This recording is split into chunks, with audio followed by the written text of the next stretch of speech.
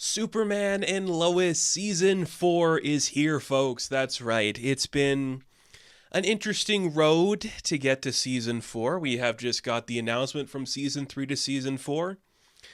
A new actor is going to be playing Superman in the movies. A new Lois Lane is on the way. The CW fell apart in that time.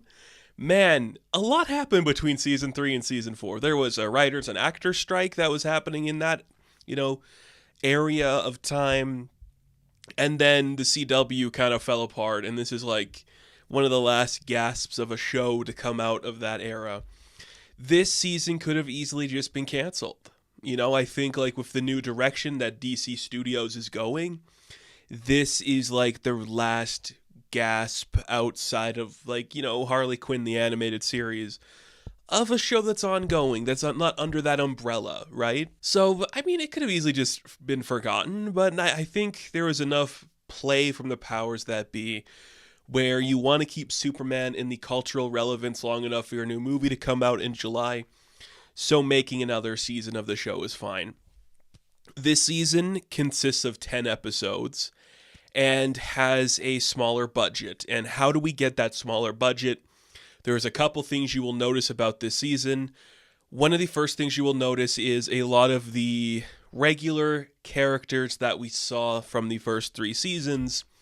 Lana and Sarah and Kyle and Chrissy and John Henry and Natalie and even Sam.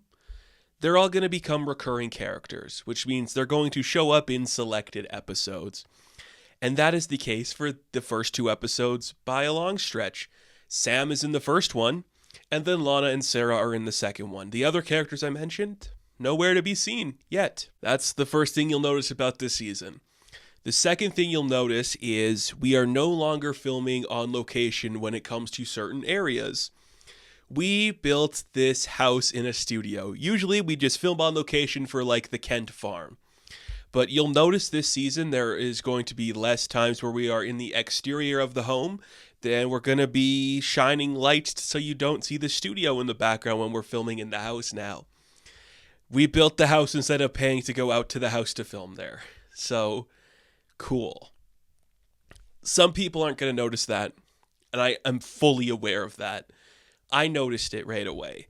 Because we're not looking at the exteriors of the house like we used to. Nobody is standing outside. They are sitting on the porch, and we just dim the lights in studio to make it look a specific way. You have to be in the know to really pay attention to that, and that is something I paid attention to. So we're back for a final season. We have less episodes than normal, a smaller budget than normal, less characters than normal. Michael Cudlitz did get upgraded to a series regular. He is Lex Luthor, so that's going to be our villain throughout the season. It's cool. I'm glad we're back. It's cool that we can actually finish this season. I am very hesitant to see where this is going to go for this season. I have some ideas. We'll break them down throughout this, but we're going to do weekly reviews again. It's been a while since I've done a weekly review for a show. I'm kind of excited to get back into it. So you might recall at the end of Season 3, Lex Luthor showed up in the final 2 episodes, and he was like, well, I'm going to turn Bizarro into Doomsday, and we're going to do the Death of Superman arc in the next season. That's what happened. That season ends with Superman and Doomsday fighting in space. And then this episode kind of picks up right after that. Time has passed, per se. It hasn't been a long time. A little bit of time has passed, and the rest of the Kent household is just trying to get on with their lives. What do we do in this situation? Dad said to leave him be in space. What's the next thing we do? We go deal with the Sam Lane plot. He's no longer a main character, so we're going to have to resolve his storyline in this one. If he shows up again in other episodes, I'll be surprised, but it feels like we're done with Sam Lane as a character. So the main plot of this episode is Lex Luthor trying to ruin Lois's life, which I really dig that. If we're going to do Superman is doing the big thing in space, Lex Luthor having the vendetta against Lois is really cool. So he did the thing to get Superman out of her life, and now he's like, I'm going to take care of your dad. If the DOA is no longer helping you, that's going to be easier to get at you. So Sam gets kidnapped at the end of Season 3. He's in a warehouse for a bit. Now, I don't know if this was a name that was revealed last season or not. I can't remember. I think it was. one of the bad guys that kidnaps him, his name is Otis, and he works for Lex. So there's like a fun callback. But Sam's just like tied up for a bit of this episode. And then they bring up like his like fling with Gretchen or whatever her like real name is that's working with Luther. Because she admits she had a good time with him. And I'm like, really? We're going to do this? This first episode had 2 instances of weird sexual callbacks or whatever. Not even callbacks, just like weird talk about sex. Sam Lane had sex with this woman. We call that out in this episode. We also call out, through flashbacks, that Lois took Clark's virginity.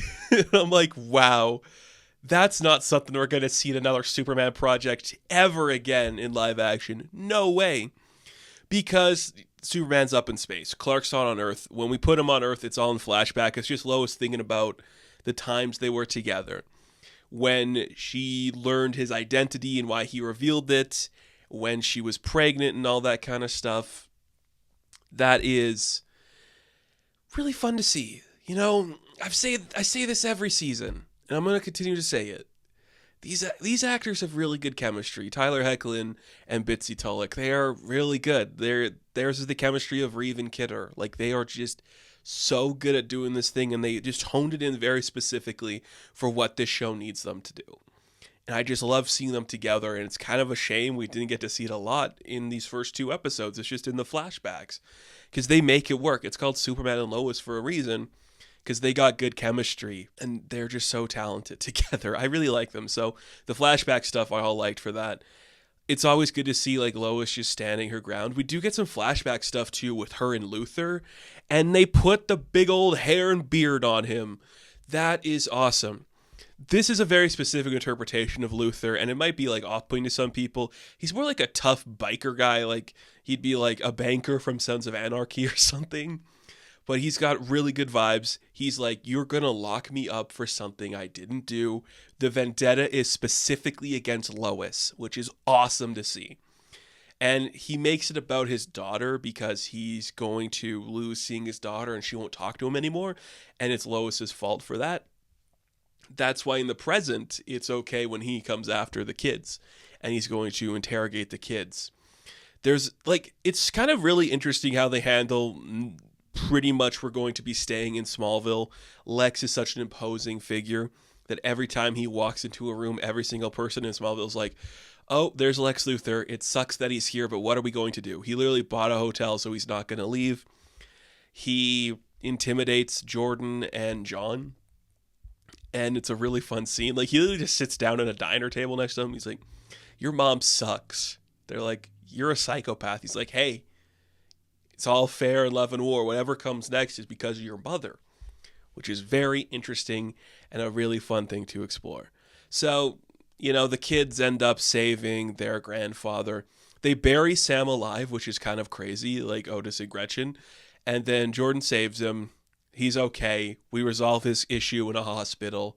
And that's the end of Sam Lane in the show, maybe. Like, I mean, the military side of things was probably eating up a lot of the budget. So if we just don't do the military side of things and have people in like army suits and trucks and guns show up that are connected to Sam, we're probably going to save a little bit of money that way. So that's probably what we're going to see happen. It sucks, but I get it. You know, that's the nature of television. That is the nature of a show like this as well. Eventually, you're going to lose a lot of the momentum you were building. Sporadically throughout this episode as well, we are cutting to see what Clark is doing. Superman is in space. He is fighting Doomsday. It looks as good as you need it to. Like, again, this is a slash budget, so it's not going to be perfect. But the slow-mo worked. The effect really worked. You really believe this fight is happening. And that eventually comes to an end when we do the death of Superman. So Doomsday wins. He brings Superman's body back to Smallville because we're not going to be filming in Metropolis now or whatever. And he just drops it on the streets and everyone sees it. And the townspeople are like, oh my goodness, is Superman dead? Is Superman dead? That's crazy. And the episode ends with Lois screaming over the body, like the comic book you are familiar with, but this time she's got her sons with her. And it is heartbreaking and intense. And Superman is dead, folks. We are doing the death of Superman. I cannot be mad at this show for doing that. I can't be mad at any, long-running formatted Superman live-action project or animated to want to do this. In the popular culture, it's probably like one of the more iconic things Superman is known for, so that's going to get people interested. It worked pretty well. Doomsday took his heart out of his body and he gave it to Lex, and Lex is like, thanks, champ. On to phase 2. How are we going to ruin Lois Lane? This is all about Lois, which I love. This show has been so good at making everything central to Lois, and this is no exception. So that's the end of episode 1. Superman is dead. Episode 2 opens up exactly where we left off, and everyone's freaking out. The town is like, did Superman just die? There's this random guy who was in the diner earlier, and he saw John and Jordan being harassed by Lex. He wanted to stand up and help, but he's too scared. He was there, and he heard Lois call him Clark or my husband, and they're like, Dad, are you okay?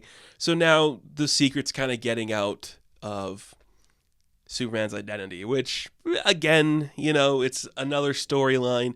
We only have 8 episodes left after this. Do it all. Just throw it out there. If you want the world to know who it is, that's fine by me. Sam Lane is not in this episode. In this episode, we get the return of Lana and Sarah, and they literally show up in this episode because they're in the one car we can afford, and they drive down the street and they find them, and they just do crowd control so no one sees Superman's body, and then Jordan takes the body to the Fortress of Solitude where his grandmother's like, I don't know what to do. If we're doing Death of Superman, I guess we could put him into a Kryptonian healing coma and see if that does anything. But we're not going to reveal that yet because we're still doing the Reign of the Superman arc coming up. So just put him over there. We'll figure it out soon. So they figure out that his heart's missing, and Jordan's like, well, I can go get the heart. Obviously, Lex Luthor took the heart. Lex Luthor made this thing. We have to get the heart from Lex. Jordan's plan this episode is, I'm going to get my dad's heart. What a weird element to throw into a Superman show. I just wouldn't be expecting it.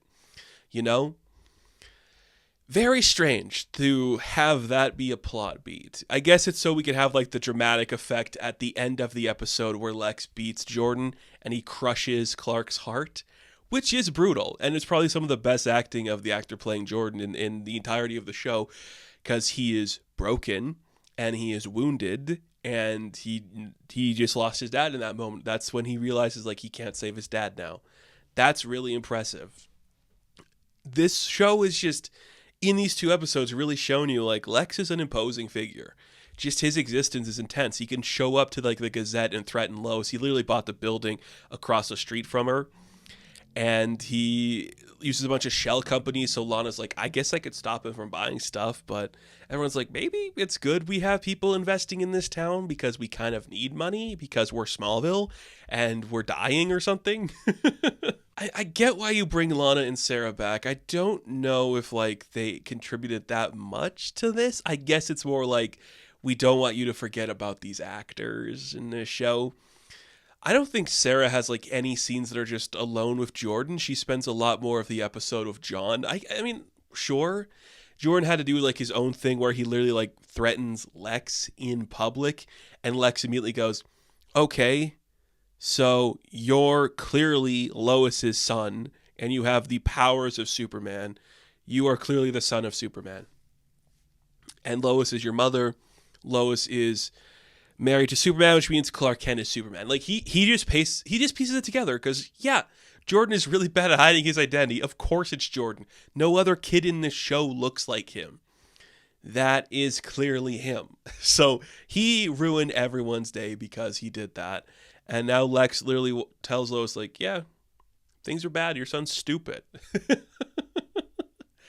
It's kind of great. It's kind of great. They've really did something different with Lex and made him all the more intimidating for it. I really appreciate that angle. Sarah's trying to get John to break into Lex's place to find the heart, but then Lana's you probably shouldn't do that. It's good. When we have a new series regular come into a show like this, he has to interact with everybody, I guess. They do a good job of having everyone feel disdain for him, but still having him be imposing. I appreciate that. There's also like some weird sexual chemistry between Lex and his assistant. Is her name Mercy? Do they name drop that it's Mercy? It's the woman that's with him in every other scene. She's like, I stayed because I love you, or without actually saying that. It's very peculiar why they put that in there. But they're also really trying to like play up the fact that Lex wants to see his daughter and is mad that his daughter isn't with him. We are going to have like his daughter be in the show. We cast an actress. I think it's the Agents of S.H.I.E.L.D. girl that we cast in the role. I can't remember specifically. But there you go. I don't know. Like this was an interesting couple of episodes. I think it really wanted to establish we're going to do the reign of the Supermen. That's where we're building to. We have not seen John Henry in this yet. Maybe we're going to like eradicate John so he becomes an eradicator or something. We have a Superboy over here. We're doing stuff. Superman's dead. His heart's missing. If we put his heart back in him, maybe it'll help him. Maybe. Is that a thing that's possible? Maybe. Probably not, but we could try it. We could try it. Now we can't. Lex Luthor broke the heart. Oh no. It's good. Like there's some real emotional weight on a lot of this episode too, with like Lois realizing her husband's not coming back.